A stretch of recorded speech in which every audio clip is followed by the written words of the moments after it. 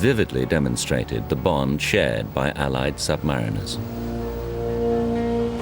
At that time, the USS Cod was on patrol off the coast of Southeast Asia. She was ordered to assist a Dutch submarine stranded in the South China Sea. On board the Cod was a young motor machinist mate, Norm Jensen, who had been assigned to help document on film the secret exploits of the silent service. I went to the captain and says, "Captain, what's he doing? Is he making any signal signs?" He says, "Yes, he is." I said, "I'd like to get some shots of it." He says, "Get your hindquarters up above there and do it." When we first approached it, all we saw was a blinking light. We came up to it, and here was this vessel. All I could see was that thing at an angle, probably about a 35-degree angle.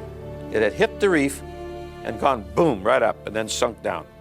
It hit it at low tide, surprisingly enough, and at high tide it couldn't get off. Jensen captured the Cod's attempts to tow the 019 off the reef.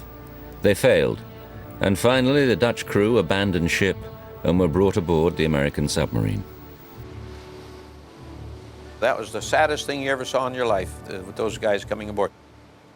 They'd been aboard that thing for 5 years, hadn't even been home for over 5 years. One of the fellows had a little doll, kind of like a Kachina doll that they have in the Hopis. That doll had been with him, had been their good luck one. To keep the Dutch boat out of enemy hands, it had to be scuttled. Demolition charges racked its frame.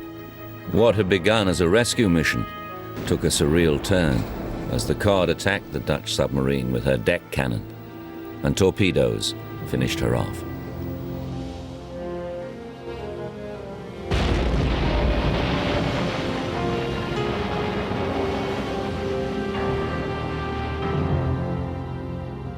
The 019 clings to Ladd Reef to this very day, a cautionary beacon to all passing vessels. The USS Cod survived the war and can be found in Cleveland, Ohio.